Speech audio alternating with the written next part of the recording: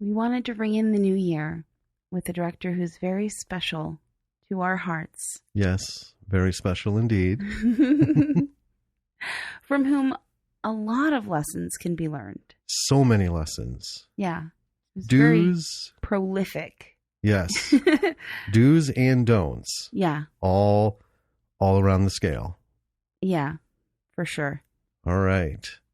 Well, should we get into it? Let's do it. All right.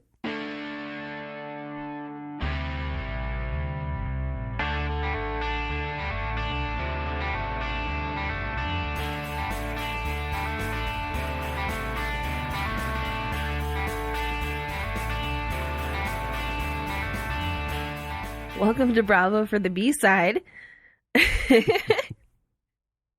You've got to stop making faces at me. I can't.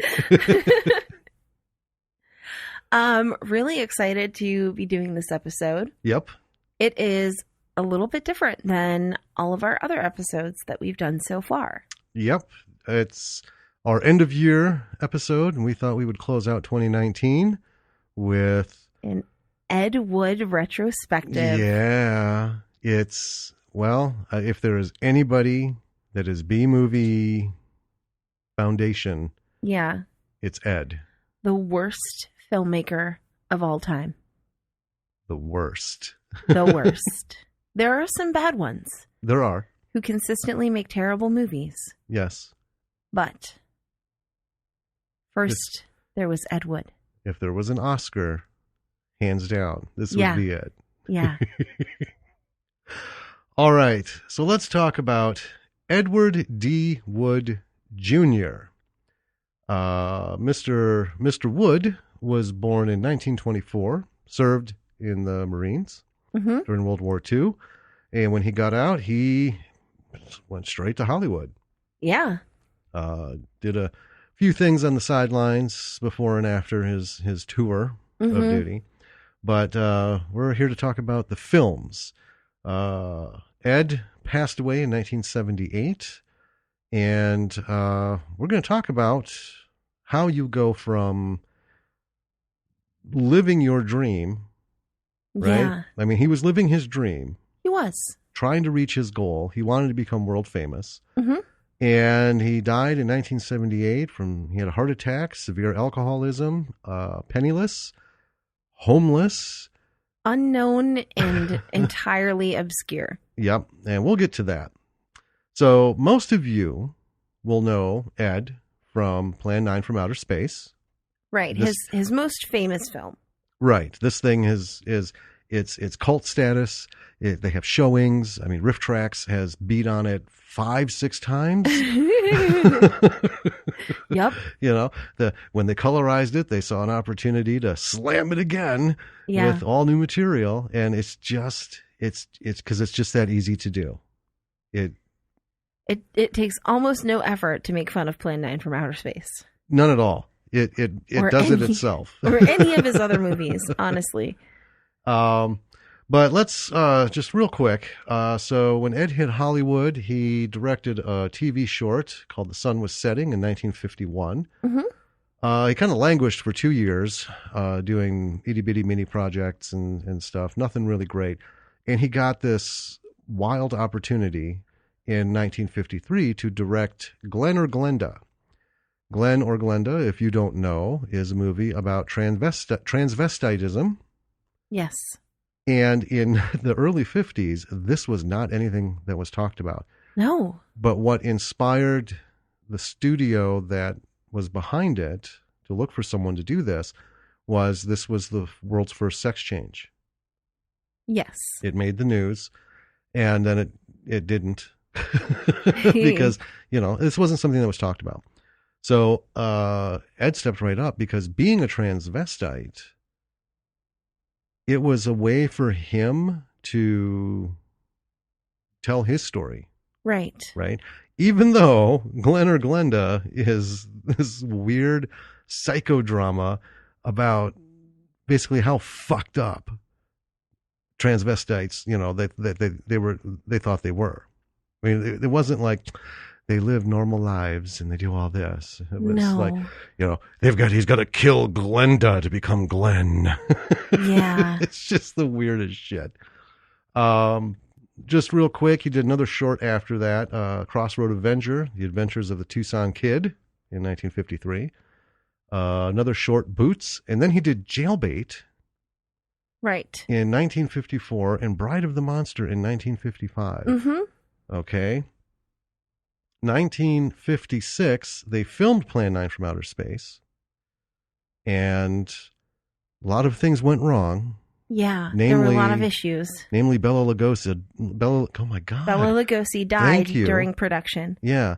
So it wasn't actually released until 1959. Mm-hmm. All right.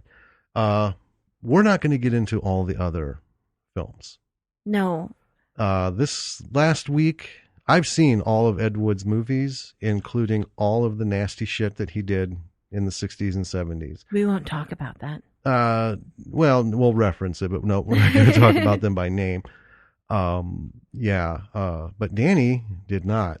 I didn't. I had only seen Plan 9 from Outer Space and the Johnny Depp Ed Wood movie. Right, which is, if you don't know anything about Ed Wood, is awesome to watch. Well, we'll talk more about that too. Yeah. I don't want to get all into it right now. But it was fun because I broke out my Ed Wood box set. Oh, yeah. I bought one of the 4 copies sold, I think. I don't think too many people have an Ed Wood box set. Probably not. No. So we didn't watch Plan 9 because we've seen it multiple times. Several right? times, yeah. But we did watch Bride of the Monster, Jailbait, Glen or Glenda, and then Night of the Ghouls. Night of the Ghouls. Mm-hmm. Yeah. Yeah. It was hard on both of us. It was a rough week. I knew what was coming in every one of them. Mm. And what was more entertaining was just watching you watch the movie. My periodic outburst of, what? Oh my God. And I mean, and the whole point of doing it, we didn't take notes on the movies because we're not talking about any specific movie. There's an overall thing about Ed Wood that really everyone can learn from. Yeah. In good and bad. There are some things to grasp from his way of doing things. Okay. But then there's we could fill all of 2020 with what not to do based on Ed Wood. Right. Minute by minute. Oh yeah. my God. And we won't talk too much about his life in general. We want to focus mainly on his filmmaking. Right. And so, I mean, should we just start out with the bad? Well, I think we can mix it. I think we can kind of do the sandwich thing. Something good, something bad, something good, something bad. And then, because eventually we're going to run out of sandwich and it'll be all nothing but a side of bad. Right. Anyway. That's why I wanted to start out with the bad, and then maybe we could end with good. Well, we can try and pepper it in. Oh, man. Let's talk about. Let's start with Plan 9 from Outer Space. Okay. We'll use some examples from there. Mm-hmm. Because that's the one that most people have probably seen. Right. And if they haven't, folks, you can find it on Prime. You can also find all of the Riff Tracks versions on Prime. But yeah, you can. I mean, it's easy to get a hold of, mm-hmm. and it is fun. It's the most watchable. It is, I think, of his movies, which is interesting. But we're not going to walk through the film. No. Right. You guys just watch it. But there are some things about this movie that, let's start with the bad. Okay. Okay. We'll start with the gravy on top here. Bad mm-hmm. gravy, and then we'll see if we can sandwich it. Mm-hmm. So the bad. Oh boy. Do you want to, anything come to mind? Well, first of all, one of the things that you just can't help but notice throughout the entire watching of this movie is that the timeline of whether or not it's day or night is I mean, it's all over the place. It's a roller coaster. It is. And I'm not talking just like from, like this scene, it's day, and then the next scene is night. It's like there's this scene and it's day, and then they do a like POV change, but it's the same scene. Right. They cut to a different angle. And it's night. Yep. So here's this watching Plan 9 from Outer Space, anybody will get a sense of the foundation of what is Ed Wood's filming career. Such details. It goes through all of his films. All of his He was works. not concerned. Not at all. Just get it done. About whether or not it was night or day. Yep. About whether someone bumped the cardboard set. Oh, yeah, which happens multiple times. We'll talk about the sets in a minute here and just in general. But yeah, and the cars. So you'll see a car, like a police car, leave the station, and then you'll see it turning a corner, and it's a different car. Yes. It's like a Chevy, then it's a Ford, then it's a Chrysler, and then we're back to the Chevy. Right. It's almost as if, and he really wasn't doing guerrilla shooting. No. But it is almost as if he was guerrilla shooting. It is. Like we've got, I almost feel like he was some sort of criminal mastermind. If he'd have turned to robbing banks, we'd be talking about the mystery robber even today. Nobody would ever have caught him. Because it's almost like with precision, these external shots that he does that aren't in the studio, it's almost like you can hear him thinking, all right, once we start, we got 45 seconds before somebody makes a phone call. It's going to be about 2 minutes before someone gets around the corner to respond. And if we can get out of here by then, they won't be able to identify anybody. So, okay, roll, drive, cut, run. I do not believe that over the course of his filmmaking career that Ed Wood ever managed to hire someone for continuity. No. And he never, ever actually made a production schedule. No. And some of that's addressed in the Ed Wood movie. Okay. He's like, get everybody together. We're going to shoot this tonight. Like, well, but we didn't do this. He's like, blah, blah, blah. And shooting movies out of order is how it's done. Right. Right. I mean, there's very few exceptions where they've shot in order. And there's been very specific reasons for that. Yeah. But because of scheduling and everything else, I mean, most movies actually start out filming towards the end. Yeah. I mean, if you listen to anyone in interviews talk about films and stuff and the process, I've found that probably 80% start towards the end of the story. Yes. Start filming those scenes, and then the opening shots are worked in, in the schedule somewhere, which is I mean, it's fine. It's what people do. Well, it is. That's the way it is. But that's also why people have a career as continuity experts. Their whole job is to make sure everything's set up, all the costumes are where they need to be, and they pull the costume for scene 15J, and they pull it because, it has the bullet hole from 14B earlier and stuff like that. So, Ed wasn't real concerned with that kind of stuff, though. No, he was mostly concerned with just getting the stuff on film and getting it printed and put together. Yeah. He reminded me a lot when growing up, seeing these things, these movies,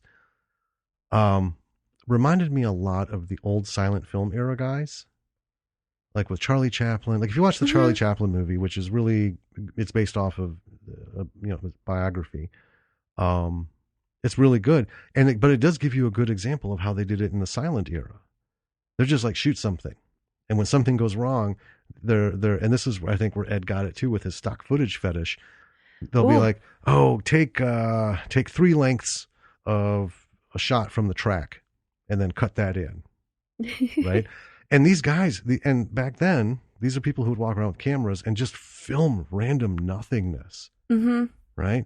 Oh, okay. What do we do between here? All right. Give me 4 feet of building face in between these scenes. It's just crazy. And it is crazy. And I think Ed really was into that because that's kind of how he did stuff. Yes.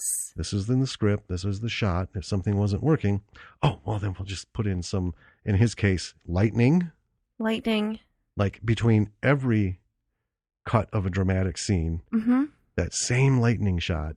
Yeah, same exact one. Also, planes. If there was a chance to include the military, yes, there Yeah. were planes and jets and tanks. Yes. Yeah. Yep. That don't match whatever else he was doing tonally, or I mean, even in black and white, you can tell that the color, nope, not the same. Right. It's Well, and one thing that he does a lot in all of his films. So in Plan 9, Bela Lugosi died partway Yes. through filming. So long story short, one of the financiers of the movie put up his nephew for the job. His nephew was like a foot taller than Bela, Yes. 40 years younger, and had a full head of hair. Yeah, not built the same at all either. Nope. So they just gave him a cape and he walked around with it over his face, vampire style. Yeah. And that's how they got through the movie, to get those end scenes where Bela was supposed to be taunting people. But here's the funny thing. All of his scenes are these random fucking him just like walking out of the trees with his cape. Yes. And then goes back. And then a bunch of shit goes on, and then he uses that same scene again. Mm-hmm. And then that same scene again. Yeah. And and then a couple face shots, just these random, they have nothing to do with anything. It's almost like, when you read children's picture books, Mm-hmm. right? The really basic, like very toddler ones, Right. That it's like, there was a tree in the forest, right? And there's a drawing of a tree in the forest. And you go through the book and later on, and it's like, and then, Susie went back to the tree in the forest, and Susie's not in the picture because, they didn't want to draw a whole nother picture. Right. They just put that same picture of a tree in the forest. Right? Yep. It's, back before storytelling became a real, like, visual art form. Right. Right? Yeah. That's exactly what it's like. And it's not just Plan 9. So if you like venture into Night of the Ghouls, right? There's a black ghost and a white ghost. Mm-hmm. And the black ghost, I still to this day can't fucking figure this one out. There's shots of her lurking. She never once does this actress interact with anybody. No, not at all. Every shot of her is alone and in the same set of trees, and she's like ducking, weaving, bobbing, staring, waving, come hither kind of bullshit. And then what they'll do is they'll cut to where, like, say the cop or someone is wandering towards her, Mm-hmm. and she's going to go up to him. All of a sudden, It's a different actor. well, it's somebody under a black sheet with a crown on their head, Mm-hmm. and you're just, well, that's not at all what I just saw. Right. And you don't see the face at Nope. all. And yeah, they interact, and then they'll cut to her. It's like, where the fuck did she just go or come from? She's in the trees. It With that stupid stare. is. I mean, it's almost like he only had the money to pay her for one day or something of filming. On that Did one, all I of that wonder. filming, and then realized, oh shit, I've got to have her interacting with this, with the white ghost or with this cop. Yeah, And she's then actually maybe gotta do Ed something. himself just like threw on a veil Yeah. and jumped in front of the camera and was like, just don't show my face. Oh man. And here's the thing. I could have researched all of this like decades ago. Probably. I just don't care enough. It's more fun to wonder. It's one of the things that gets you through the film.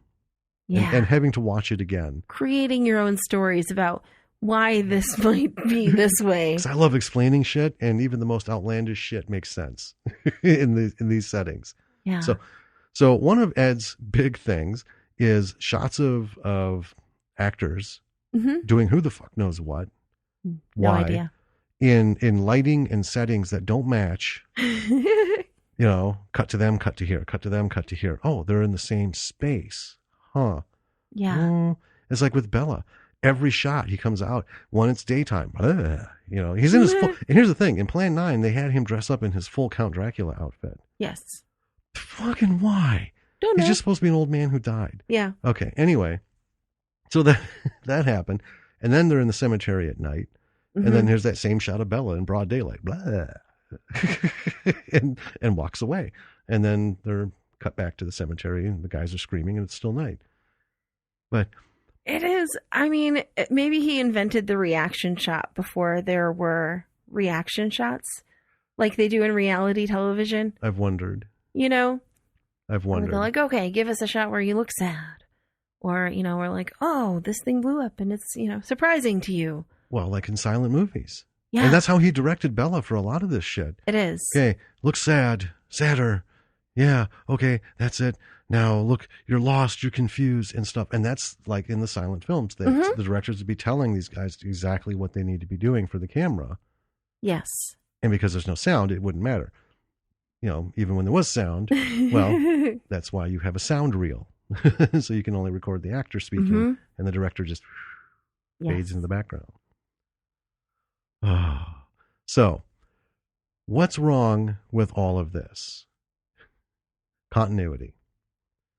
We've talked about in other things. We've picked a few spots in other films where this didn't quite match up, and when you know they cut from one scene to the next, you're like, well, like we're watching a show right now, just kind of as a background entertainment thing, and they're in broad daylight, and then the next shot they're pulling into a diner and it's fucking cloudy, late afternoon and raining. Right. And then the people they're waiting for show up and it's fucking bright sunny. Okay. If what you're doing ends up with shots that fucking severe, you need to stop and reevaluate your process. Reshoot. Okay? Yeah, that's the thing. Is as an independent filmmaker in the B film realm, okay, you don't have a studio breathing down your neck. You need to push it another weekend. Or if it's Saturday, do it on Sunday. You need to reschedule because that shit is unexcusable. Ed Wood didn't care at all. His whole thing was get it done.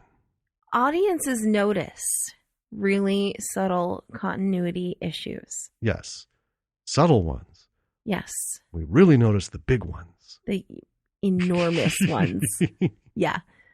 And, you know, you think about, and we brought it up in an episode before, the cup, right? Oh, yeah. In Game of Thrones. And the internet went nuts over that. Yeah. Okay. Now, imagine that every single time there's a different camera angle, something is different. He's got a black jacket. Then he's got a blue jacket when you're behind him, looking over his shoulder. And then he's when got there's a scar on his cheek. And then it's on his nose. Yep. And then it's on his eye. And then she's got the scar. And that's not an exaggeration, folks. This shit is really out of whack. But that's, you know, it's a perfect example of pushing through. That's one thing we say is, you know, make your movie, do your stuff, push through. This, however, I mean, you've got to put some professionalism in it, you know. You do. And as indie filmmakers, you have to go with what you've got. You know, we totally get that. The whole B movie indie film audience gets it. But in return for our money, okay, we expect a little demonstration of effort in trying to keep this straight. Not just our money, but our time. Well, our time especially. Yeah. Yeah. You know, but when I give my time and I'm paying to go see it, I want more. Yes. You know, and I can forgive the wine glass full, quarter full, half full, 2/3 full, in between shots. And I see that a lot. I do too. And I see it in major motion pictures. Mm-hmm. So when I see it in indie films and stuff, it bugs me just because I'm that kind of an anal retentive Hun when it comes to details. Yeah. I am.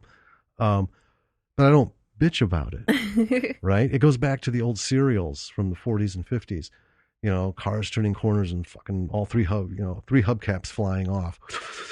And then the next shot has all the hubcaps, and then the next shot it has all those hubcaps, but missing the one that was on there originally that survived the turn. Yeah. You know, that has always bugged me. But if everything else is, you know, on the line, all right. Yeah. Not a big deal. So, yeah. Yeah. So, put in the effort. Delay it if you have to. Do your best for continuity. Lighting. Outdoors, indoors. We've talked about how it's a bitch. And any Ed Wood film will show you he never mastered it either. No. And made no effort to try. He did not. He didn't. It didn't matter. No. And it's a simple thing that sometimes you can't get away from. And again, audiences, we look at that as, all right, I get it. It's like with Zombie with a Shotgun. Lighting issues. Yeah. Mm-hmm. But you do what you can do. I look past it. It's not a big deal because I get it. Right. Yeah. George Romero fought with that, Night of the Living Dead. And hey, it added to it, actually. Except for the late afternoon sun and then stark midnight darkness. That's a little abrupt, but it can work. So it can. Yeah, do the best you can, but really take a look at it. Don't get too wrapped up in what you're doing to push forward. Right. If it's not good, I mean that's the thing. That's what creative has to face. Is you got to look at your script, you got to look at your directing, you got to look at your dailies, and you got to go, this is shit, and I got to fix this. Right. Because if it is, you should be able to see it. Yeah. And I know that some filmmakers will shoot in black and white because they think it's like edgy, and because black and white is or edgy or retro, or because they think that black and white is more forgiving. Right. When it comes to lighting or even color, right? Mm-hmm. But when I'm watching a black and white film, I can tell when it's warm light versus cold light. Yes. Even though it's in black and white. Mm-hmm. And there are other people who can tell it too. In fact, most people can tell. Yeah. Well, I had mentioned this earlier in another episode. The whole, unless you absolutely have to, or it's integral to the artistic feel of the film, don't fucking do it, because there's nothing black and white anymore. No. Right? If you have a digital camera of any kind, I don't give a shit if it's $500 or if it's one of the almost $75,000, $100,000 models. Mm-hmm. When you hit that black and white switch, you'll notice nothing is called black and white anymore. It's called grayscale. Right. Right? It means it filters the color and converts everything to a gray number, in the gray spectrum. Mm-hmm. One of the 256 shades of gray. Don't do it because it fucking looks fake. I shoot black and white film, and I haven't so much recently because the only people that develop film only do color processing. You can run black and white film through a color processor. It skips a couple steps, but when they come out, all of my prints have like a blue. They have a hue to them. They are not true black and white because they're being done on color printers. Color printers. I don't give a shit how hard you try. You can't take something color and print it black and white and have it look natural. That's a photographer's eye. Cinematographer will tell you the same thing. Mm-hmm. But yeah. But I want to talk about that for a second. Okay. So, like I said, folks, we watched these all week. Now, to watch these DVDs, I got rid of the DVD player in the living room because it was used so infrequently. We have two PlayStations. We have a PS3 and a PS4, right? Seems excessive. Yeah. Well, I've got two fucking Blu-ray DVD players right there. So this other one I got rid of. Now here's the rub. If you have a 4K TV, we had talked about this too. You got to turn off all the motion smoothing bullshit and everything. Otherwise, it looks weird. It has that soap opera live camera. It sucks. Well, for gaming, that's the setting. You have the smoothing and everything set off. So when I put these DVDs into the PS4, the TV for that input is set for gaming. Mm-hmm. Then these things started to play. And I have seen all these films before, but I have never seen them like this. And it added a fucking weirdness to it. Because if you've ever seen Dark Shadows or any live BBC live filmed Right. show that was black and white. It's weird. I'm used to seeing this as a regular film, flat, two-dimensional. Yes. It's funny. The guy will be sitting there. Like there was a couple of scenes where people are being talked to off camera, right? Mm-hmm. So we have the recipient sitting there and it looks fine. Then they start moving and it's so weird. It's like a guy dressed in a weird black and white grainy suit starts moving against the background because that motion smoothing and shit kicks in. I don't know how to describe. I don't know what you saw, but it weirded me out. It was like watching it. It was like Ed Wood in 3D. Worse because it does the motion smooth and you could see it. I started seeing it in the jaw lines when people started talking, especially the men. Those muscles would move and then the software would kick in and start smoothing that out, so the jaw looks like something. Oh my god, like the old cartoons and the stuff they did on Saturday Night Live where they just have the cardboard and the mouth's moving, or like the whole bottom jaw. It was just really weird. Didn't add to the films at all. No, but it weirded me out. So if you're gonna watch something, folks, and you have a PlayStation, I would say do yourself a favor. Change the TV settings for that input for that film, because otherwise it's weird. Yeah. Yeah. Okay. I have another thing I want to talk about. Talk about something. Okay. So he did this in Glen or Glenda. He did it in Plan 9 from Outer Space. He did it in Night of the Ghouls. And I believe he did it in Bride of the Monster. Almost positive that he did. He did not do it in Jailbait. Voiceover narration. Yes. Yeah. Yes. And his favorite voiceover narrator was Criswell. Yes. Who, if you've ever seen the movie Anchorman, right? Yeah. Okay. I think you know where I'm going with this. Yep. If it's on the cue card, he's going to read it. Yes. Mm-hmm. Well, let me talk a little bit about Criswell. Yeah, talk about Criswell. Okay, so folks, if you don't know, in the late 40s, early 50s, well, actually late 40s all through the 50s, with the advent of television, it's kind of like the streaming services now. They're just fucking looking for something to put on there. Yes. Right? You know what? If you're filming your cat shitting, I can tell you what, we'll give you $1,500. We might use it. Well, it was new, so they were desperate for content. Right? And it wasn't just, the national networks, all the local TV stations, right? They had their own thing. At the time, the networks didn't own them, right? No. They'd go to the TV station and be like, hey, can you be an affiliate so, people can see our national news on your tiny little station out here? Sure, why not? But in the meantime, we're going to do whatever the fuck we want. So in LA, Criswell was a psychic. He had a lot of other terms, but Criswell would tell the future. If you're listening, it will be listened to you. He just said like the dumbest shit. Right. Ron Burgundy. Yeah. He just, whatever was on the fucking card, and I was hoping somewhere someone would have noticed this and we'd get like a blooper, and we have Criswell in the middle of a speech, knick-knack, paddywhack, give the dog a bone, and not even be aware he's saying it. Because he would. Yes. And when he's announcing, you watch his eyes, and you don't even have to watch his eyes, honestly. You'll notice it. Yeah. He's reading. Yes. And it's funny too, because when the last one we were watching with him doing it, I was looking at it and it was so much more obvious because of the whole 4K thing. Yes.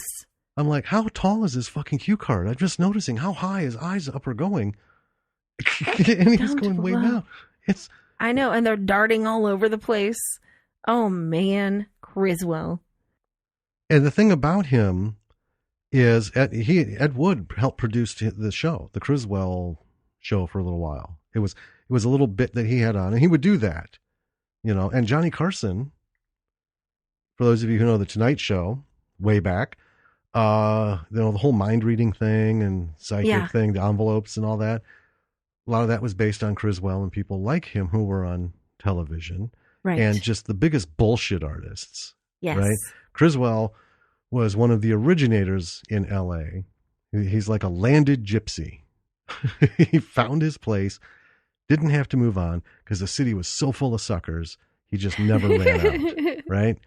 Oh my God. But yeah, his narration was bad. So bad. So bad. Well, I don't know if you could say it was worse than Bela Lugosi's, especially in Glen or Glenda, because that speech had fucking nothing to do with anything. Right? No. Pull this string. Pull this string. I know. What the fuck? Well, first of all, why Bela Lugosi was even in Glen or Glenda as the narrator, as some weird fucking doctor. Because he never interacted with anybody. No. He just showed up to tell us some random bullshit. But that was Ed's thing. Exposition that has nothing to do with anything that's going on. Right. Not just unnecessary exposition, but unwanted Really? exposition. Truly unwanted. I mean, it feels like watching these movies where he has the narration going through the whole movie. It feels like someone is reading their own opinionated essay to you. Yes. While you're watching another movie. Yeah. Yeah. A completely separate movie. I get it. It's wild. Yeah. Now, okay. Well, so that's the continuity, Mm-hmm. lighting, Mm-hmm. and narration. Yeah. 3 things to be careful about. Yeah. Okay. It's not that you can't do narration or voiceover stuff. It's generally frowned upon. It is generally frowned upon. We've been in contact with like a dozen producers who say that out front. Yeah. You know, if you're going to send me a pitch for a script that has a lot of narration, well, it better be abso-fucking-lutely necessary. Yeah. You know, and I get it. Yeah. But yeah. I mean, go by, don't do it. Unless it's absolutely integral. Right. To whatever it is you're doing. Yeah. Well, I mean, there are people who still like to do the old 40s noir films, the detective, you know. Yeah. No, she walked into my office and I knew right away. Taking a drag of a cigarette. My weekend was going to become very busy.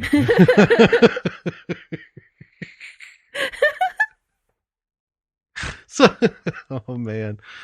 So, if you're doing something like that, obviously, yeah, don't rely on narration. Okay, that's the number one fundamental bit of storytelling. Is every bit of exposition that you give weakens the strength of the story and the confidence in you as the writer. Sometimes you have to. We've covered that too. Sometimes you just have to. Sometimes you just have to, but I mean, keep in mind, filmmaking is visual storytelling. Right.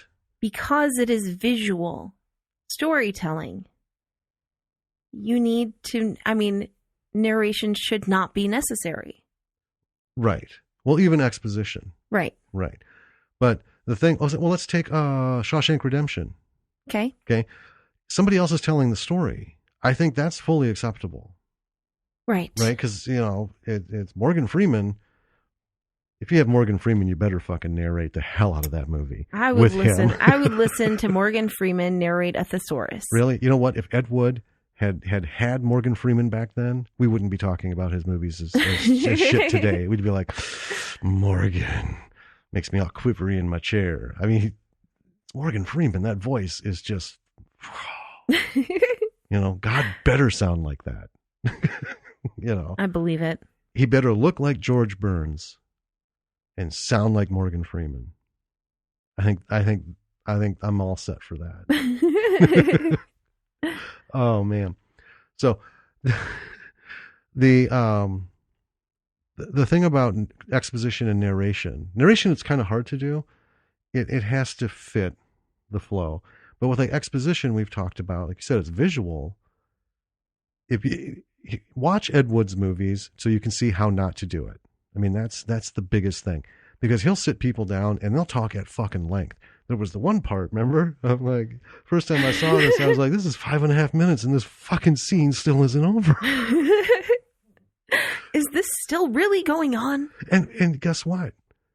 If the film had snapped and we missed that 5.5 fucking minutes, wouldn't have changed a bit, anything about that film.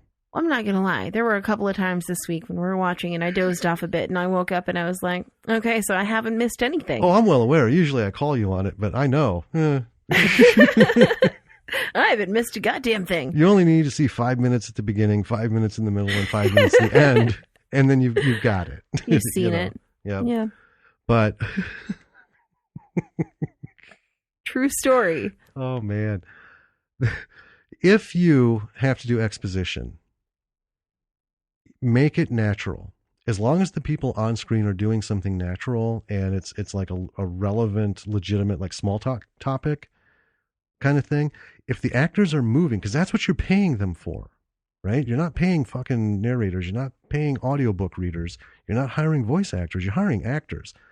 Give them something to do so they can do their job. Yeah. And they'll do it. Because we've seen a lot of things where we've talked about, there was some exposition, but that was all right. Because it just flowed. And most of the time it is necessary because you can't visually communicate all the details. Right. Right? But Unless you hire a mime. I mean, there are a lot of things that you can communicate visually without any sound at all. Oh, absolutely. If a guy's ticked off, don't have him run into a room and say, I'm ticked off. He can come into the room, he can slam the door, throw a cup of coffee against the wall. Yeah. Not say a word the whole time. Right. Right? Yeah. And the fact that he's ticked off is going to be communicated very clearly to the audience. Well, that's the difference between an actor who can't do that and an actor who receives a paycheck. Right. There's a lot of people. That's the one thing we're going to hit on too is, Ed Wood had a dream, and that's beautiful. And this is actually the perfect example in both night and day, the yin and yang of this thing, of following your dream. Mm-hmm. There comes a day of judgment, but we'll get to that. Yes. But so with the exposition, work it in when it's necessary. Otherwise, figure out how to do it. And we've talked about that with actions, right? Don't blah, blah, blah, blah, blah, blah. These people are physical. Give them something to do it. Actors love to move. Yeah. I mean, that's why they're doing what they do, and when they get to talk, that's even better because then they can bring the character out and the emotion and, the accents that they affect and everything. That's their craft. But every actor knows there's like Shakespeare, okay? Shakespearean actors. When you go to train to be a Shakespearean actor, you don't actually get to say anything. Okay? There's a certain, that comes later. Shakespearean acting is gesture. It's body. It's the movement and the tension, like, my fingers, if I go like this, that's one thing, but they want tense, they want everything through every muscle. They spend time miming, really. Huge gestures. Face and the gestures, you have to be big and broad because the whole thing about Shakespeare was it was plays. Right. Even if you make movies, they still want it to look like a play. Right. Nice and big. Then you learn the where to hit the notes and emphasize.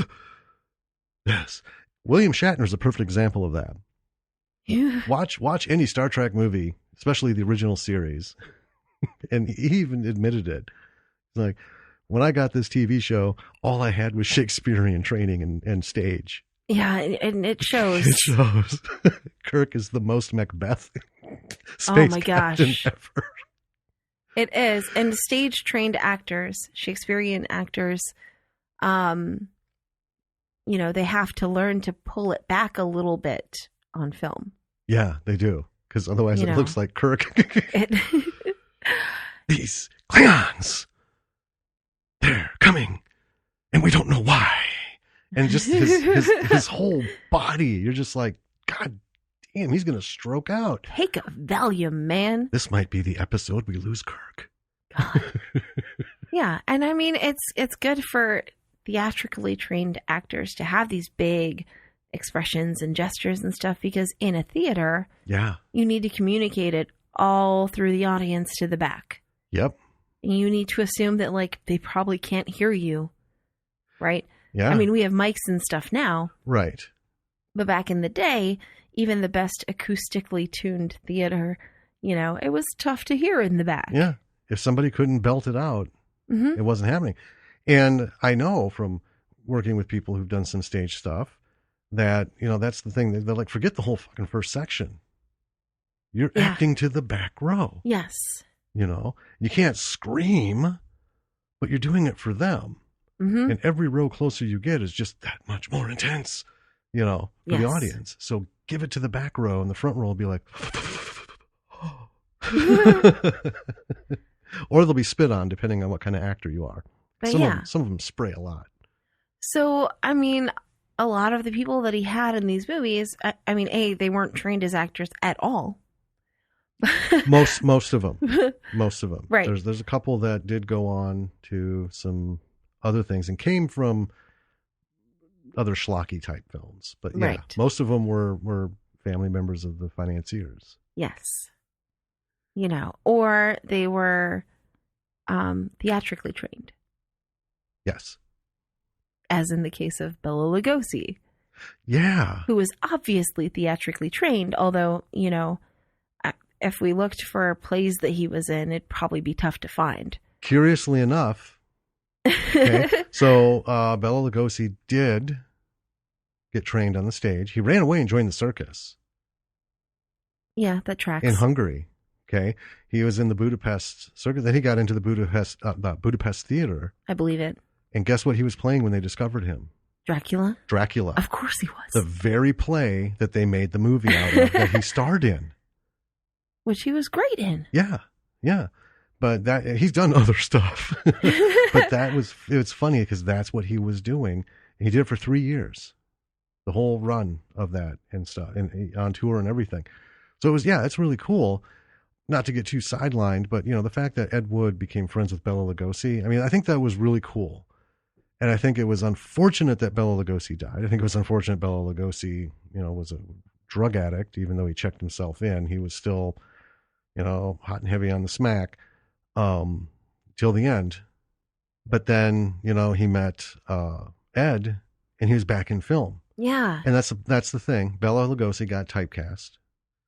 And because of his accent, studios always thought he was going to be afraid to, you know, they were afraid they were afraid he was going to always be associated with Dracula because he sounds like Dracula. I mean, that's how he talks. He does. He didn't like, you know, do like all the other actors today and figure out to their own clipped accent for Dracula and all this. It's like, well, that's just Bela.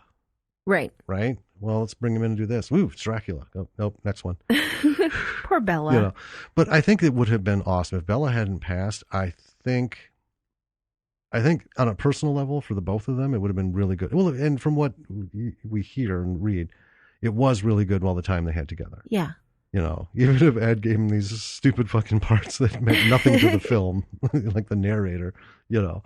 I feel like they meant something for Bela, though, because you can see in the movies when he's in them, you know, he's like putting his all into it. He's for real. Yeah. Right? Even when he's doing the finger thing. He's got some weird hands, man. I know that's your big hang up.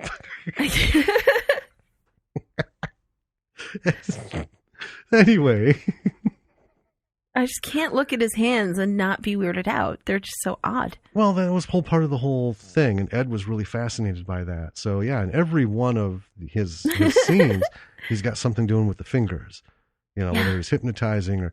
It's funny. It's like, you know, go get me a muffin from that table. And my hands are all over the place right now, folks.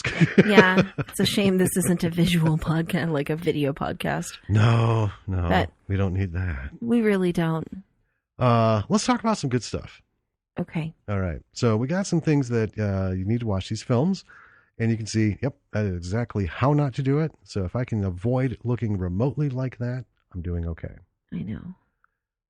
Let's talk about his actors. Mm-hmm. Now, as you mentioned, a lot of them weren't actors or they wanted to be, or their aunt or uncle, whoever gave money Yes. to the film, wanted them in the film. Mm-hmm.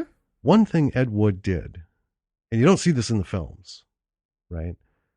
But one thing he did is he made sure they had what they needed. He took care of his actors. He paid them before paying for a lot of other stuff. And it's the stories of Ed Wood's legendary late night Hollywood warehouse raids to get props. It's borrowing. Yeah. With every intention of returning. Yeah. Okay. If you watch these movies, the thing that Ed Wood did do was his shots of the actors when they're speaking. There's a lot of you're speaking, it's on you, I'm speaking, it's on me, back and forth, back and forth. This was very, very Hollywood back then. Yes. Watch any 30s, 40s, and 50s movie, and they didn't do the wide shot conversations like we have today. No. Right? That just wasn't done because the big studios paid big coin for these actors. Mm-hmm. And they're like, if I have Greta Garbo, I want her face filling that fucking screen every time her mouth opens. That's what people are coming to pay. To see her. Not seeing little Greta standing, off in the edge of a park on this widescreen thing with another guy over here, belting lines out to one another. Well, nobody wants to fucking see that.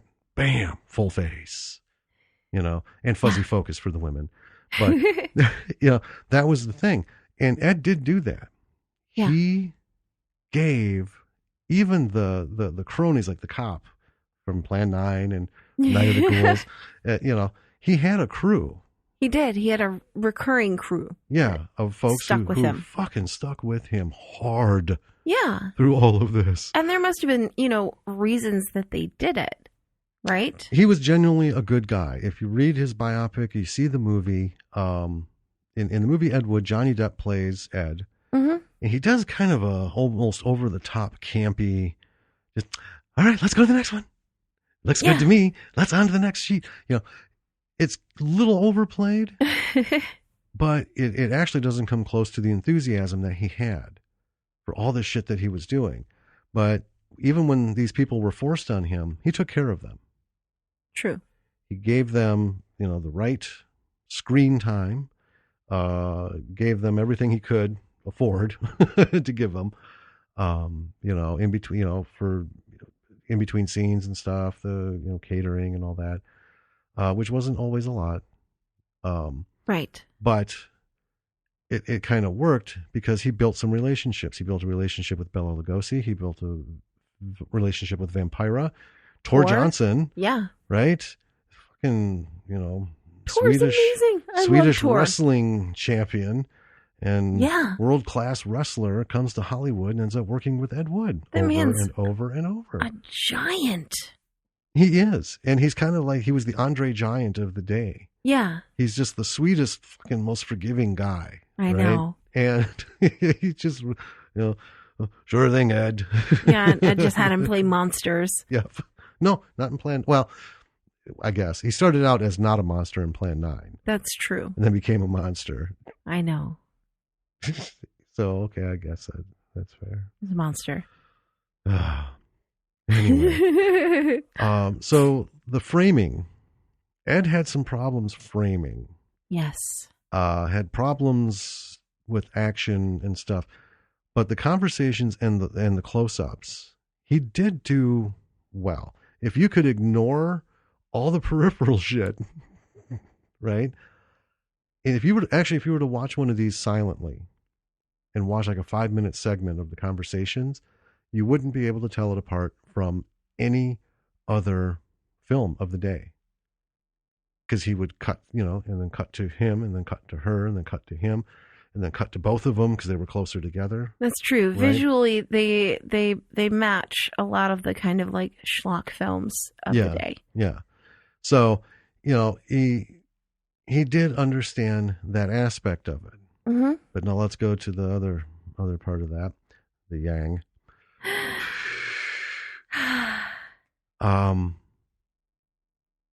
And I don't know. Well, I do know. They joke a lot in the Ed Wood movie about filming. He'll shoot a scene. It'll go like shit. And he'll be like, it's all right to me. Let's go to the next. Yeah. Because if you remember when I talked about in a previous episode about film, Mm-hmm. they were very conscious of the fucking minutes they spent filming. Yes. Because that shit was expensive. Yes. You don't get to reuse film. No. Right? It's not like today where you can shoot that same scene for a month. Right? Just delete. Okay. Do it again. Delete. Do it again. Delete. Do it again. Ed wasn't really, I don't think it was so much he was conscious of the economy of shooting. I mean, he must have been to some level. Well, I mean, you only have what you have, right? Yeah. And at some point, yeah, he's got to be in his head, I suppose, that, well, I just don't want to run out of film. This is all I've got. They won't give me any more money, so let's, make it work. If that's the case, maybe some rehearsals, because that's another thing. Ed is famous for no rehearsals. Yeah. Right? Just stand over there with his little bullhorn. Okay, now I want you to go over there and look scared. Okay, say your line. And then they say, all right, no, come busting through the door. Nope, come busting through the other door. There we go. Yeah. And you can see it in some of the films. The wall wobbles. Oh, all of the walls wobble. Let's get to sets in a minute. Okay. Yeah. Okay. When you're shooting, all right, take the time to shoot it without shooting. So you've always seen, like in the 70s and early 80s, they always had filmmakers walking around with that little lens. They always like hold it up to stuff and like, oh yeah, right. When they're trying to pick up women, oh, you look great on film, Okay, so here's what you do: take your fucking smartphone if you have to, or 35 millimeter DSLR or something. Walk the scene. Do your blocking if you're limited. Mm-hmm. Okay, say you don't have time, even though you've got digital. You just don't have time. All right, take 20 minutes and really, now that you've got everything in place, really frame it. Make sure that's it. Don't film it and then wait till the end, and sit at your computer and be like, oh, fuck. What happened here? Right. Ugh. It doesn't take a lot of time. And this is one of those things that, I think everybody would know. But not everybody does. And if they do, they don't do it. And cropping a shot isn't the same as reframing a shot. No. It's not. No. So, take some time and do it. Because if Ed Wood can make some shots look really good and can make the editing look smooth, you can do it too. You just put even just that much more effort into it, just a little bit more, and you're golden. Okay. Right? Yeah. Do we want to do sets? I want to do sets, and then I want to do PSAs. Okay. Yeah. All right. We're doing that over. I know where you're going. So the sets. Here's the thing. And I guess we're going to say it again at the summary of this, but if Ed Wood can do it, you can do it. Yep, abso-fucking-lutely. That's our tagline for this episode. If Ed can do it, so can you. Ed Wood, folks, remember, he didn't fundraise. Okay, it's not like he had GoFundMe and Kickstarter and Indiegogo. He didn't have Twitter and Instagram to do ad campaigns or, to get all this stuff to get money to do a film. He actually went to producers and those super small back alley studios. Because you can't make a film without a distribution deal. Right. Not always producers, though. Not always producers. Sometimes the Mormon Church, like with Plan 9 from Outer Space. It's a show about resurrection. Okay. Sure. He got the money. He did. This guy could go from place to place after everyone's seen his previous film and still fucking get money. Somehow. Right? And when you watch all these films, except for the outside shots, every one of those is a full-on studio-built set. Now, not great quality. No. Not any level of quality. Okay. Like 99% of them are curtains hung from a wall in a studio and one set piece against the wall. Most of the time. But think about like the Glen or Glenda, right? So that where Bella was, those shots of him in his mysterious office somewhere. Yeah. That office was loaded. It was. He had the nice leather chair, nice table lamp, all that stuff. Ed had to pay for all of that. Right? This was the thing. Back then, when you made these indie films, these B movies, they had to pay for all this shit. They had to pay for the props. They had to pay for the set building, the set decoration, everything. Yeah. And it's not easy. It isn't. And while we know that he did go and pilfer props and stuff from other studios, I mean, you can't possibly pilfer an entire set's worth of props, right? No. And these were things like the octopus in Bride of the Monster. Yeah. Which was Bride of the Atom. Originally. But they changed the name because everyone convinced him with what happened during World War II and the bombs on Japan. People didn't want to hear about nuclear stuff. They'd be too afraid to go. So it was Bride of the Monster. But boy, did he want to talk about nuclear stuff. Yeah, we'll get to it. I know. Yeah.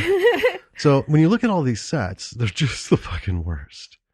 And here's the thing, he shot parts of a scene in different locations. So like in Glen or Glenda, the couple in Night of the Ghouls. I was gonna say Bride of the Ghouls. They're all the same movie, really. You'll have a shot of someone coming through a door. The door and the wood around it is this weird wood and everything, and then he'll come through, and then they'll cut to the office, and you'll see him come on camera, and there's no fucking wood like that along that wall at all. No, it's like a cement wall. Yeah. So there was he found a spot where he could film people coming in and out of doors, because that same door, the cop door, showed up in the spook house. Yes. Several times. Even though they're walking through curtains, they're all of a sudden coming through wooden fucking doors with the same hallway from the police station. Yeah. Anyway, you have to give him full credit. Okay? Shit movies, all that. We know what it's like to jerry rig things, to MacGyver things together. Yes. Okay? To get a scene, to get the props, to do whatever you need to do. He did a phenomenal job because he was a one-man army. He had his little entourage of people who would play the parts and help with the sound. And he did hire crews. He did. And that's the thing. He kept everything pretty much above board. Yeah. Right? But yeah, he had to do all this. So when you're thinking, fuck, what am I going to do? Well, here's the thing. Today, it's easy to shoot a film in your living room. We just talked about all of this.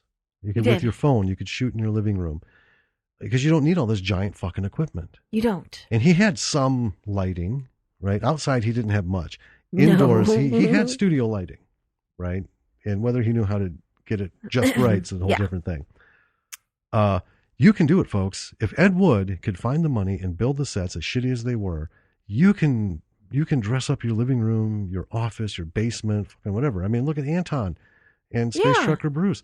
He built a fucking interior spaceship, in his son's bedroom, and then built the hallway out in the backyard. He did what he had to do, and he got it done, and it looked fucking fantastic. It really did. And I mean, there's no going into it being fooled that these sets aren't anything but like cardboard and hot glue and duct tape. But they look like a lot of work went into them. They look solid. They look purposeful. They fit the bill. And, shit's not dangling and coming apart. And as he's going through to his, it's not like in an Ed Wood film where tombstones are falling over or, they Tor trips while walking and you see the graveyard grass crumple under his feet because it's AstroTurf. Shh. And so many other scenes from the films. Oh my goodness. A lot of things. But I tell you what, he did. I mean, for earnest effort, he gets an A. He built his sets or he found his locations. Yes. As time went on, the locations got progressively worse. let's take Night of the Ghouls. So it's this tiny little house, Mm-hmm. right? About the size of my grandparents' house. Really small. Yeah, it's not even two stories. Like 1.5 stories. Well, it's one story, and then it looks like it has an attic because it has a peaked roof. Yeah. So I could buy that it had an attic up there. But I'm thinking from one wall to the next, maybe 70 feet. Maybe. Right. Little teeny tiny house. Yeah. They get in this house. They're fucking getting lost. They're climbing. Look, they were climbing a warehouse. I know. Staircase at one point. They're like, looking down from the 3rd level. And all those rows of doors because he shot it in this old hotel. They had numbers on the doors and stuff. It's wild. It's like a TARDIS house. It is. That's exactly what you said. It's the TARDIS. Bigger on the inside. Yeah. Oh, man. So all that shit aside, I mean, he still got a lot of stuff done. Mm-hmm. Filmmakers today don't have to wrestle with all of that all of the time. I say all of the time because not everything's shot on location. True. There are, things that they shoot sets and stuff, and you got to set it up. And man, I tell you what, if you can get hold of a studio space, especially for outdoor scenes, fucking do it. Yeah. Right? I mean, you can control everything in a studio. Well, Tommy Wiseau in The Room. Yeah. Those fucking roof shots, at first glance, that green screen's not bad. It's not bad. I mean, if you don't stare at it for too long. Well, if he didn't keep you up there for half the fucking movie, you wouldn't notice it. But the lighting of those shots is fantastic. It's one thing you can say about the Room. I know we're talking about Ed, but the lighting was on spot. And on studio, Ed's lighting was really good. Mm-hmm. You weren't like, what the fuck is going on? But every time he shot shit outside, oof, like, I don't even know what happened. So should have taken my popcorn break or my bathroom break at that point because I have no idea. Yeah. Or like he'd shoot a bunch of shit in the daytime and then everyone's out at midnight and all of a sudden he'd cut those scenes in. Yeah, it's fucking terrible. So he got the idea. He got down the shots, how to do close-ups because they weren't really overdone in terms of, you can see, we've seen movies where the close-ups, there's just such a bad angle, right? Like up the nose, right? Or, something like that. He did hit those. I mean, every close-up of somebody looks like a Hollywood headshot. It's at the right level. That's true. It's at the right angle. That's true. You got to ignore the acting and everything else that's going on. If you just plug your ears, look at it visually, it's good. And that's something to take from that. If you want to, and I call it basics because now there's all these flourished ways of doing it. But if you want to go back to basics, you see one of these films, take a look at that and just see how it goes. Because that actually still works today. Yes. Now, I know you want to do PSAs. Oh, I'm just dying inside. Talk to me about PSAs. Oh my gosh. Okay. I'm glad you asked. So, I'm so glad you brought this up, Jim. Oh, well, I'm all excited to hear about it. Yeah. Okay. So, first of all, we mentioned Glenn or Glenda. Yes. Okay. So, Glenn or Glenda was Ed Wood's way of almost coming out to those closest to him as a transvestite. Yes. Maybe not the best way to tell the people that love you and care about you. I think maybe a personal conversation might be a better way to do it, rather than taking them to this movie that you made about it. Probably. But all that aside, when watching this movie, it's really, really clear that he has a strong stance on this subject. Yes. Mm-hmm. Yes. And it was countered by, because he was given a directive of what the movie was supposed to be about. Mm-hmm. It was supposed to be about the sex change. And the studio that hired him to direct this, here's the thing, because, this is what happens. We'll come back to this. So they hired him to do this, and they had a very strong view. That's why it's transvestitism is wrong. That was the side of this. Well, sex change is wrong. That's the stance that the studio was taking. Okay. And that's what they wanted the story slant to be. It wasn't the case. Well, some of it's in there because Bela Lugosi's weird ass. Well, he doesn't actually talk about anything. He's just, pull these strings, you know. And then we have the psychiatrist in there, right? Who's just the worst bit of bullshit. Oh my God. Right? But this is what happens when a director gets hold of a fucking script and nobody holds them back. Yeah. Okay. There are people out there that we've talked to and we're going to be talking to who have written their movie and directed it, and that's fine. But Jesus Christ, when you have a bunch of writers who write these scripts, you bring up a script and you hire someone to direct it and you allow him to just like come in and just start fucking slashing it. Well, no, wait a minute. Hire that guy to write the fucking movie and then direct it. Because we've talked so many times about the horror stories of writers who've sold their scripts and somebody comes in and just skull fucks it into oblivion. And it's not even the movie that they wrote. At which point, and then the studio gets pissed because, all these high powered directors are like, well, you just get off my fucking back. I'll do this, but you got to stay out of my shit. Yeah. All right. And then, the studio's like, I'll use it for an example. Fantastic Four. When the studio got whiff of that, they're like, holy fuck. It's your own goddamn fault. Anyway. So it ended up being essentially like his personal motif on that subject. Yes. Okay. Then we have Jailbait. Yes. Which was what I like to equate to a third grader's essay about gun control. Okay.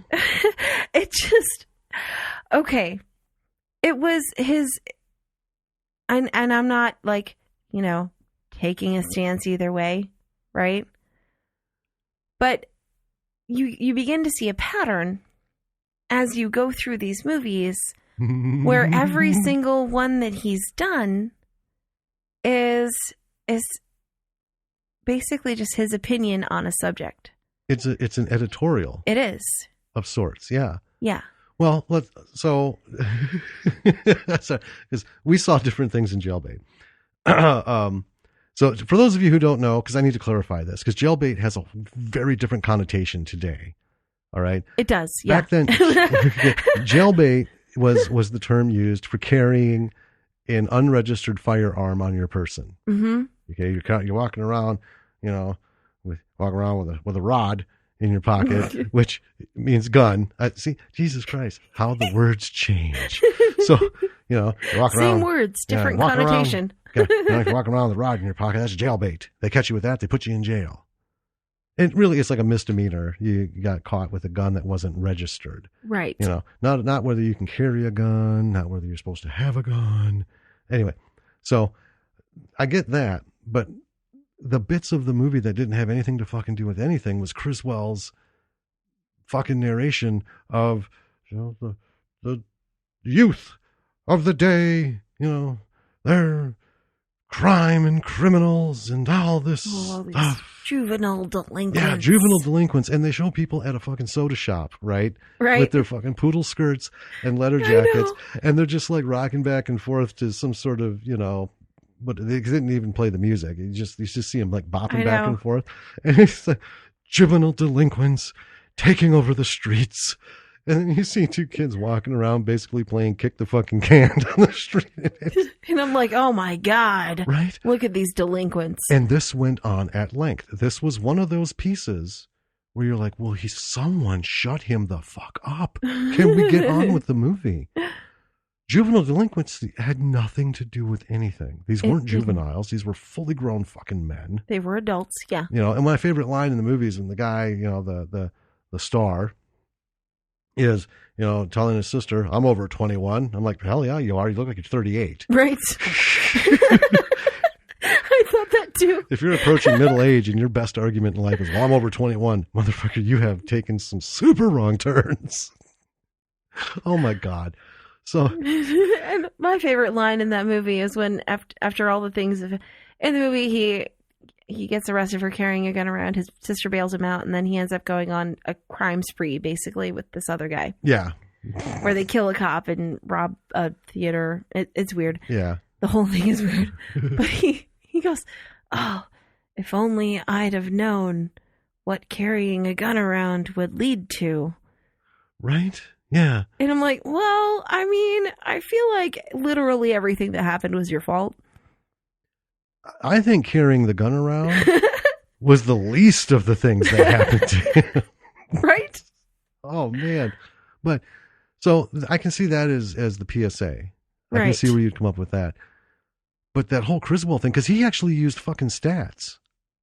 And those were actual statistics Okay. from the county area about teen crime and stuff. Because, this is when the greasers are starting to come out. It's post-40s. It's post-World War II. Everyone's getting that thing. And we're starting to get into the beatniks and the Hells Angels. Mm-hmm. All that stuff, which actually had nothing to do with regular teens. Right? Okay. But, yeah, and I thought, where the fuck? And I waited, first time I saw it, I waited the whole film. So, Criswell. Chris. He doesn't show up again. What's up with the stats, man? Where's the surface of this apple?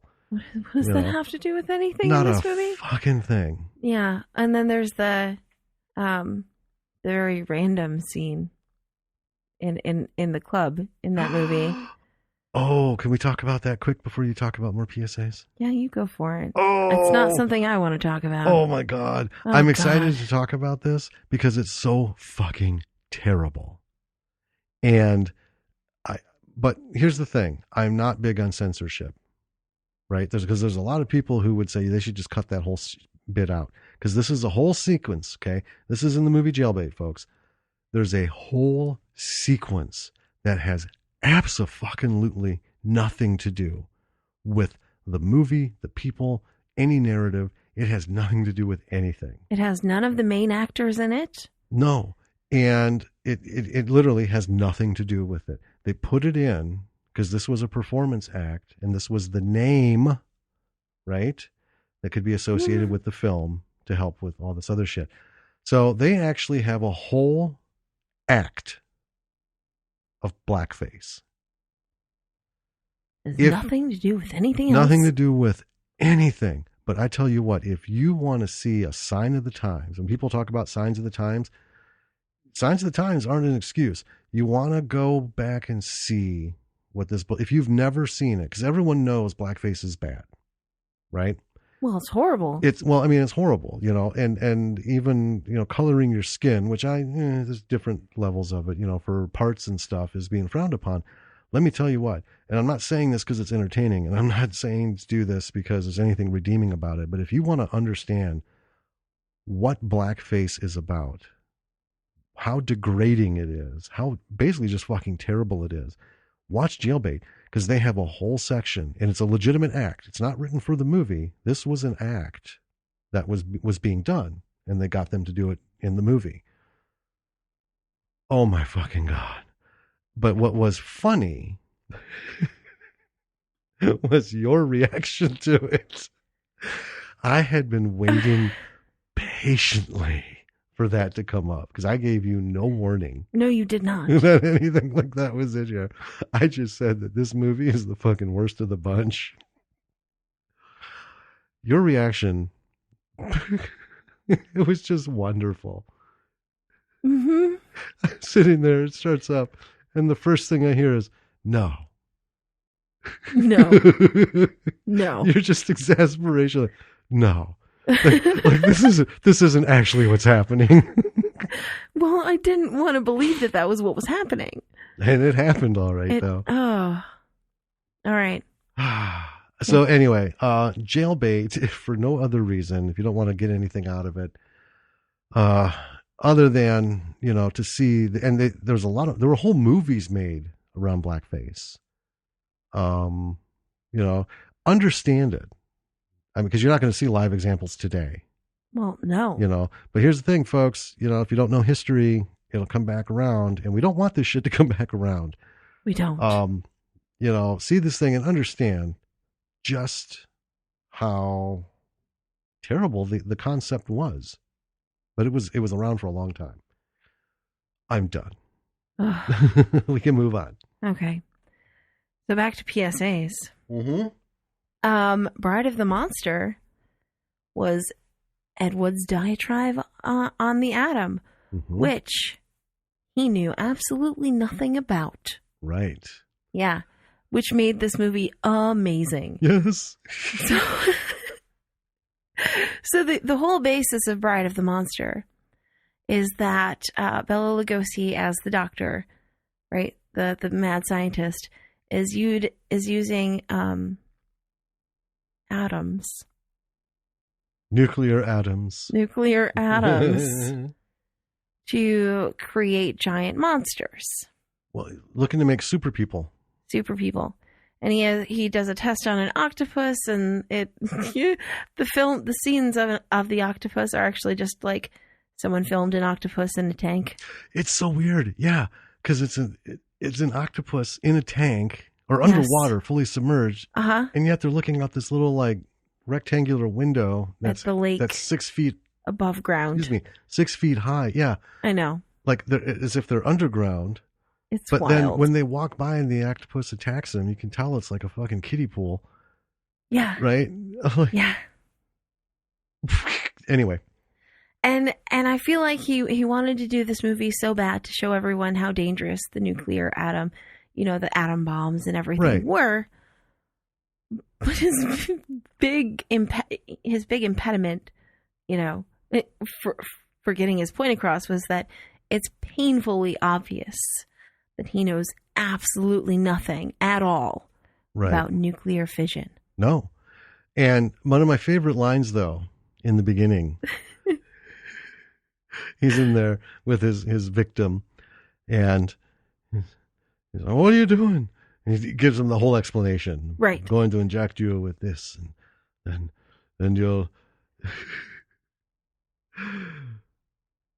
and you'll wake up a superhuman, or you'll end up like the rest, dead. That's one of the worst fucking lines ever. And then it's immediately followed up with, Lobo, hold him down. Oh, Lobo. Oh, God. But nuclear was also the PSA in Plan 9 from Outer Space. Yes. Only he'd already done the atom, right? Or, well, Bride of the Monster, but he'd already addressed the nuclear atom. Right. He had to up it a bit. He did. So in Plan 9 from Outer Space, it's the nuclear energy, or the discoverer of nuclear power, nuclear weaponry. Right. Has alerted aliens. We've progressed to that level. And, and he even gives the whole speech, first you start with, fire, and then this, and then that, and then nuclear. And the only thing left is solanite, which is the exploding of light itself. Yeah. Yeah. So he had a lot of, concern about it, even though he didn't know anything about it. He was terrified of science, and he knew next to nothing about it. Right. He was not a science major. No. And that's one thing that's painfully obvious in all of the scripts. He starts to delve into areas that he did absolutely zero fucking research on. Right. And we've talked about that, folks. We've talked about that several times. I mean, it's only been, a few months of episodes before this end of year. But God damn it, know what you're writing about. Do your research. Exactly. If you're going to write a movie that centers around puppet theater, you better understand the ins and outs of fucking puppet theater. Because you better understand the ins and outs of the characters that you're creating who are involved with puppet theater. Right. Because if you don't, most people are going to be like, what the fuck is this? And people who know anything about it are going to be like, what a sack of shit. Well, if you're gonna do a biopic of Shakespeare, fucking learn about Shakespeare. You should. Give that a go. Well, I went and saw this film, and apparently the director thought Shakespeare was some sort of Hollywood act in the 1920s. Right. At first I thought, well, this is an interesting take, but then it became painfully obvious. No. Right. This guy didn't fucking get it. Right. And that shit shows through. Worse than continuity errors. It truly does. I mean, and I'm no expert on nuclear fission or atom bombs, right? But even I know that objectively, everything in those films that's the like scientific evidence of stuff is wrong. I'll back you on that. as a science geek, yeah, even the most rudimentary shit, they just didn't get at all in any of it. But, and some people would argue, it's just a schlock horror film. Maybe, it doesn't matter. And I don't know, maybe to some degree it doesn't. Well, I will counter that in this particular case, it clearly did matter. Well, if it's the primary focus of what's going on, then you should fucking know about it. But zombie films are our number one thing. That's our number one. We love zombie movies. Horror movies. They're our favorites. And we've talked about how many of them just kind of piss past the beginning because it really doesn't matter. No. The science of it. No. How did they become, it's that's kind of not the story. It's not the story, but it's kind of a bummer that's like, well, then don't even step into it. Right? Don't even pretend that we're going to experience even the last 10 seconds of the beginning of the zombies. Let's just, the fucking zombie shows up. Mm-hmm. Don't need to know where it came from. Don't need to know why. I don't need the backstory. Here we go. We don't need the plot development. La, la, la, la, la, la, la. Here's the deal. Walking down the street, weird shit happens. Got to deal with it. Bum, bum, bum, bum, bum. How's it going to end? That's why we're there. Yes. Right? Yeah. So, yeah. But if you're going to build a horror film about a mad scientist who's doing nuclear whatever, he's not nuclear power. They just keep calling it nuclear, and then the atom. So if that's your focus, you should have some facts, folks. There's plenty of people out there who would be happy to consult with you. Yeah. I mean, I'm going to use that as something. If you don't know much about a subject, there are things you can do besides going to the library or going on the internet and researching the subject.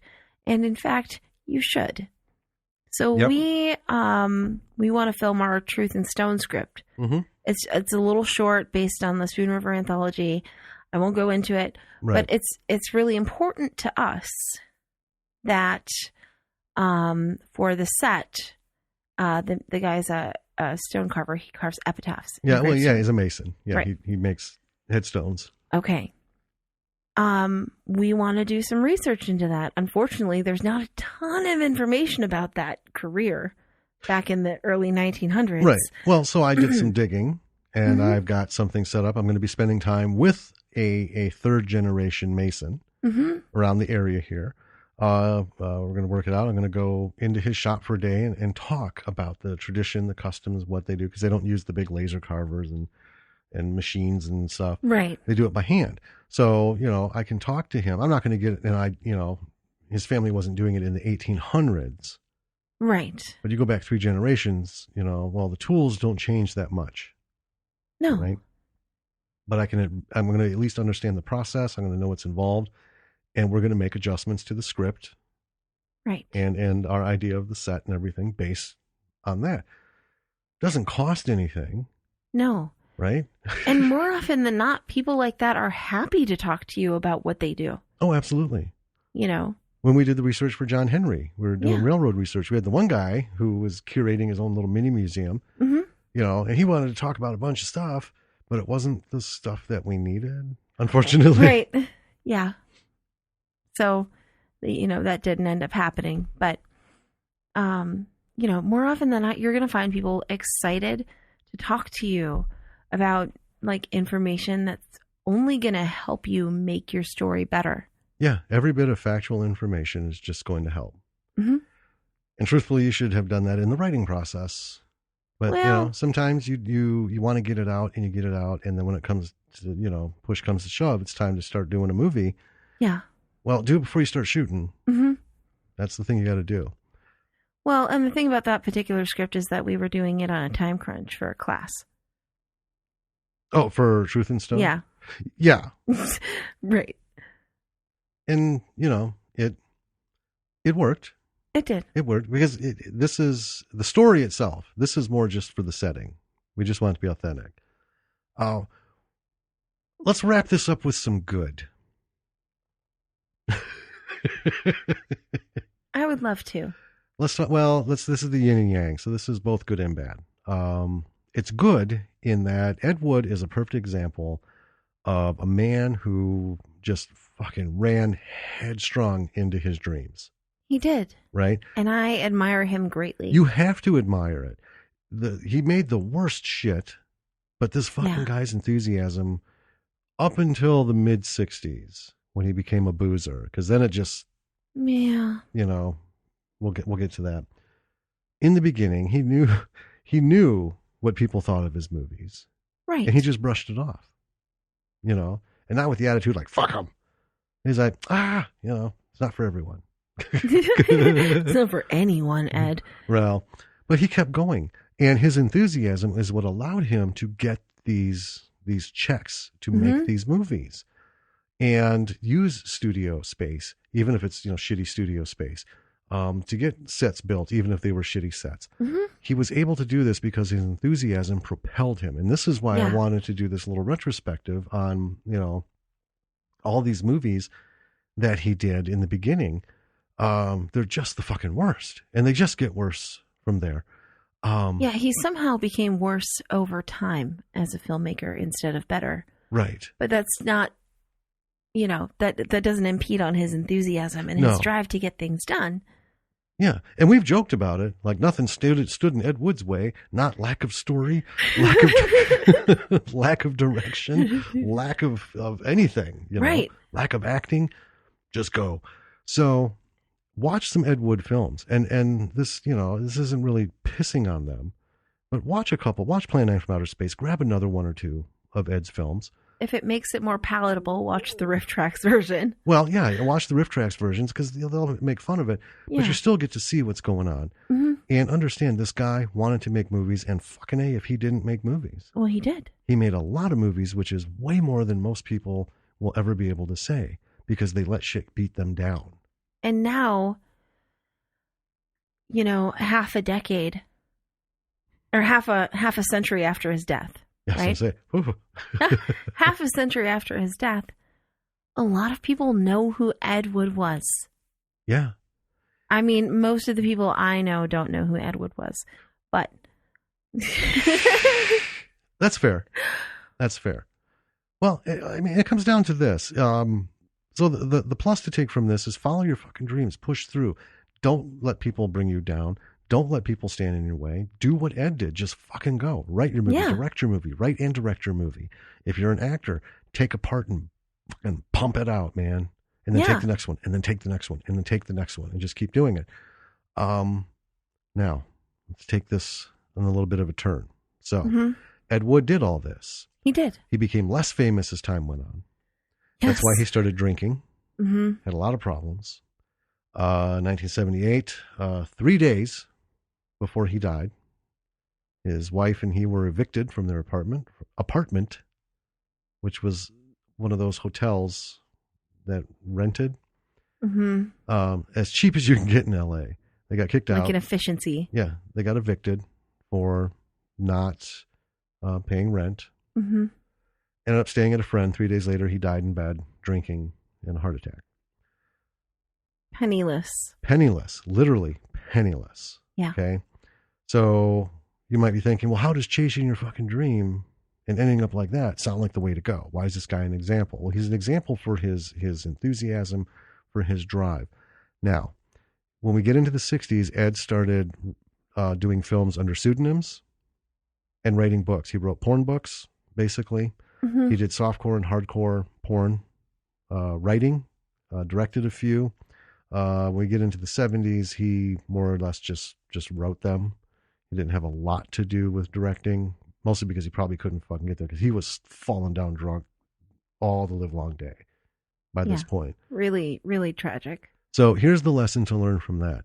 There comes a point, people, all right, when you're going balls out and you're giving it your best and you're going through the worst and all this, there comes a point where you have to stop And this is just with everything in life, not just as a creative, but just as a person, right? If your trajectory isn't taking you where you need to be after 15 years, yeah, you're not where you want to be and you're not happy, you need to stop and take a look. You honestly do. right. And you need to realize this isn't me. This isn't my thing. I pushed and pushed and pushed. Here's the simple facts. Ed couldn't direct, couldn't fucking write. Right? He could produce. I'm going to say that. He could fucking produce. He got all of it done. He could produce. Right? He's not the world's worst producer. No. But he was a truly, truly awful filmmaker. It's terrible. It's painful. Yeah. I mean, it's painful and funny, unintentionally, right. Of course. You know, and you know, saying that's kind of weird because people listening and be like, well, I'm listening to this podcast now. Am I supposed to remember this little tidbit for 15 years? Yes, you are, goddammit, because it's a simple life lesson.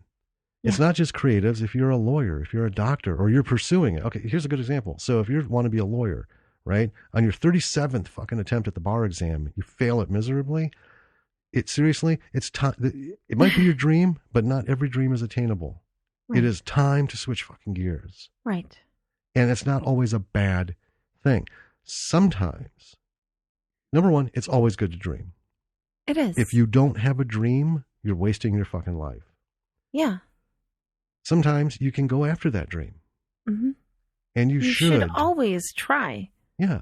And if you can't do it today, do it tomorrow. Do it next month. I've talked a couple of times about I've had all this shit on the back burner for most of my life because life happens, right? Mm-hmm.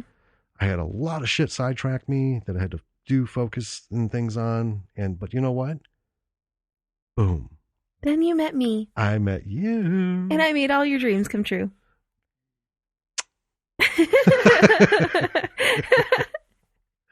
Well, we're sitting here doing a podcast. Mm-hmm. We have a production company. We have boxes of scripts. We have contacts in Hollywood.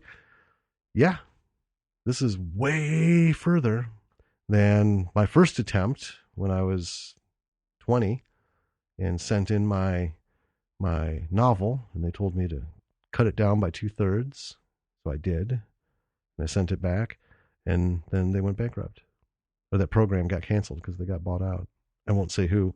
I already have before. It was Delray Books. Wow. Yeah, one of their divisions. Straight up calling them out. Yeah, fuck them. Well, we're on a path, right? We are. Mm-hmm. And we've pivoted. Yeah. We're in the middle of folks, we are living our dream. The next attainable part of the dream is to get paid for living the dream. That would be nice. That'd be cool. No more day jobs. But here's the thing. We're doing it. We write. And I've said it before, we're going to write until we're fucking dead.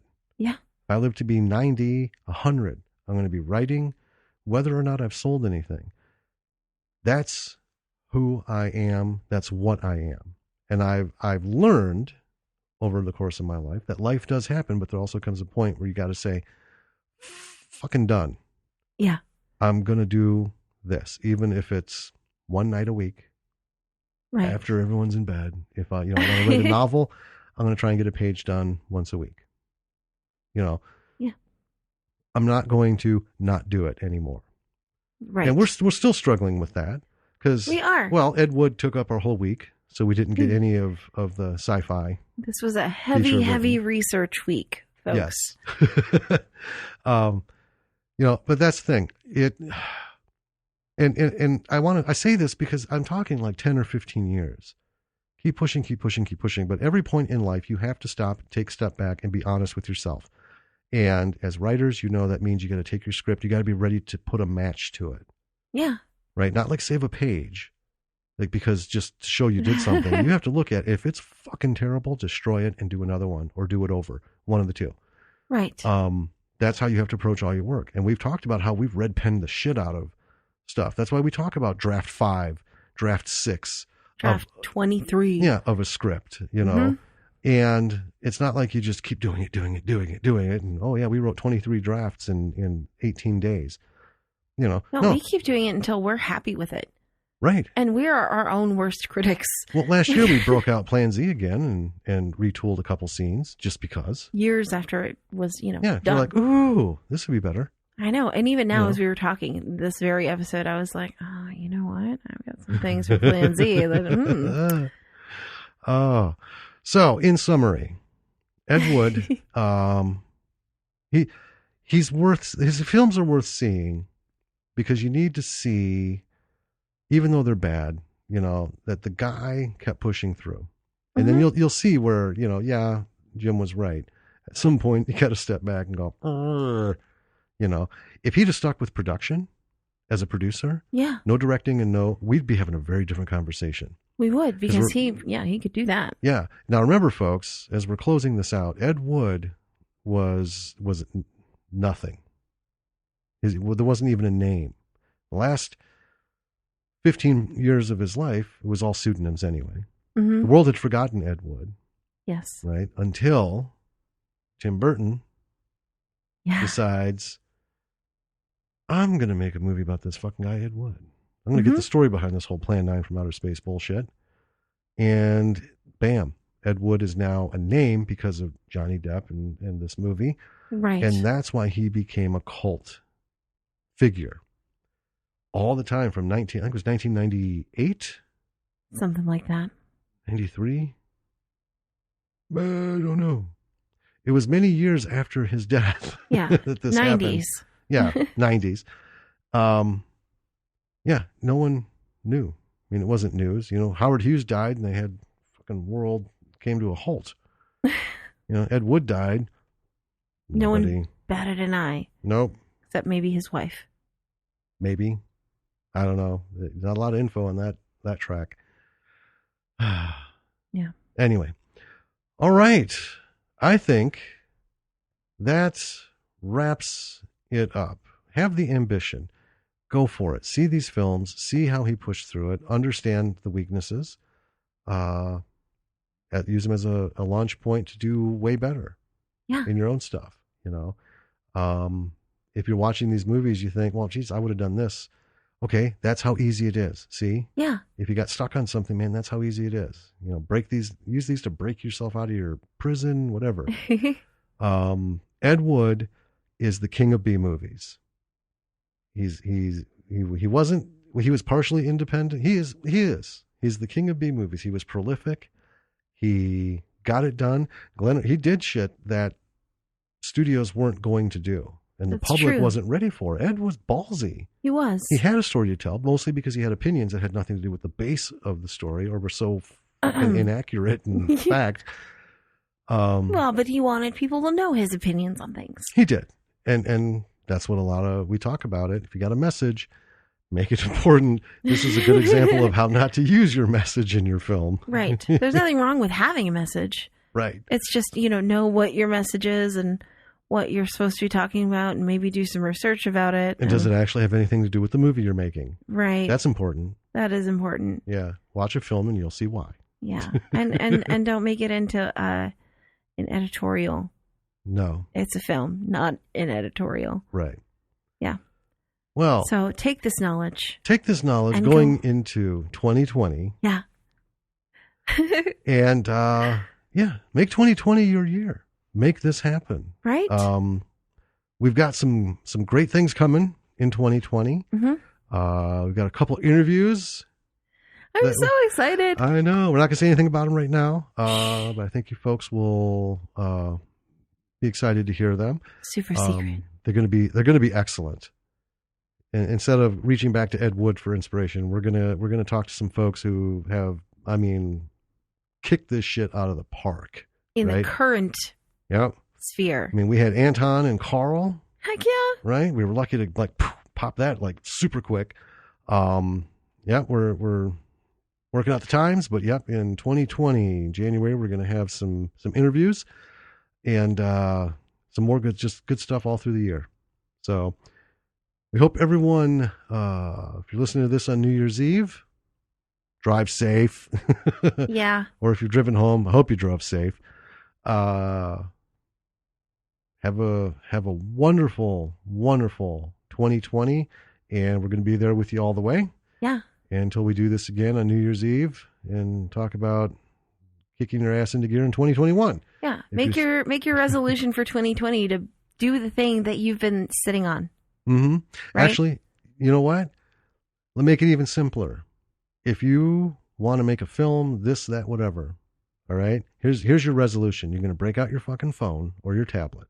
Mm-hmm. You're going to, if you have to just put up sheets and pretend, you're going to shoot 5 minutes of whatever the fuck it is you want to write or make. Mm-hmm. Okay? You're going to shoot it for you. Even if it's you reading both lines or both sets of, lines or anything from the scene. Do that.